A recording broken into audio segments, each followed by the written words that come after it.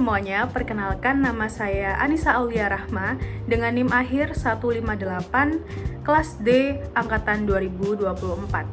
Pada video kali ini, saya akan membahas mengenai gaya dan model kepemimpinan dari salah satu tokoh inspiratif di Indonesia, yaitu Bapak Ignatius Jonan. Beliau adalah sosok pemimpin yang berhasil melakukan transformasi besar pada PT Kereta Api Indonesia Persero. Dari sebelumnya yang memiliki citra, layanan, dan fasilitas yang buruk, menjadi transportasi yang modern, nyaman, dan dipercaya oleh masyarakat. Ignatius Jonan merupakan sosok pemimpin yang dikenal tegas, disiplin, dan memiliki integritas yang tinggi. Beliau lahir pada tanggal 21 Juni tahun 1963 yang memiliki latar belakang pada bidang keuangan dan manajemen. Beliau menjabat sebagai Direktur Utama PT Kereta Api Indonesia pada tahun 2009 hingga tahun 2014. Sebelum masa kepemimpinannya, PT Kereta Api Indonesia dikenal dengan berbagai masalah, seperti keterlambatan, kondisi kereta yang kurang layak, dan banyaknya penumpang tanpa tiket. Namun, di bawah kepemimpinan beliau, PT Kereta Api Indonesia mengalami perubahan yang sangat besar.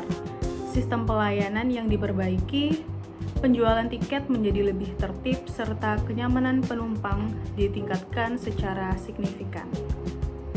Hal ini yang menyebabkan beliau menjadi salah satu contoh pemimpin yang sukses membawa perubahan nyata dalam sebuah organisasi. Berdasarkan materi kepemimpinan yang telah saya pelajari, sosok pemimpin Ignatius Jonan ini dapat dikategorikan dalam berbagai model kepemimpinan. Yang pertama, beliau menunjukkan gaya kepemimpinan transformasional. Hal ini terlihat dalam kemampuannya untuk bisa mengubah sistem, budaya kerja, hingga pola pikir baru bagi pegawai agar lebih disiplin, profesional, dan berorientasi pada pelayanan masyarakat, terutama pada PT KAI Indonesia. Dan yang kedua, terdapat juga unsur kepemimpinan yang otoriter dalam artian tegas, karena dalam kepemimpinannya Bapak Ignatius Jonan ini dikenal sebagai pemimpin yang sangat disiplin dan tidak ragu dalam mengambil keputusan yang tegas, seperti melarang penumpang tanpa tiket dan menertibkan praktik yang tidak sesuai dengan aturan. Dan ketegasan ini diperlukan untuk menciptakan perubahan yang cepat dan efektif. Dan yang ketiga, beliau juga menerapkan kepemimpinan berbasis kinerja atau performance-oriented leadership.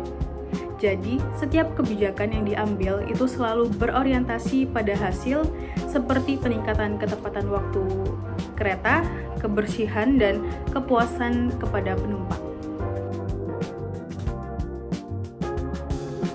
Alasan saya mengapa memilih Bapak Ignatius Jonan sebagai pembahasan pada kali ini adalah karena beliau merupakan salah satu contoh pemimpin yang dapat melakukan perubahan besar, perubahan nyata yang ada di Indonesia dengan waktu yang relatif singkat.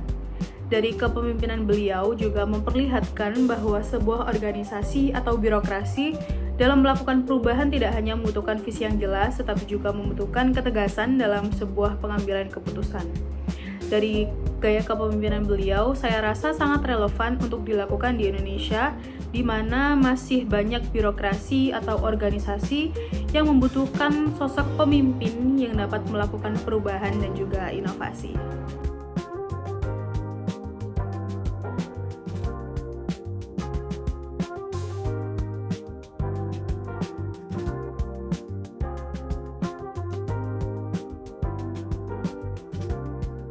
Demikian penjelasan mengenai gaya dan model kepemimpinan dari tokoh Bapak Ignatius Jonan untuk memenuhi mata kuliah kepemimpinan dan pengambilan keputusan.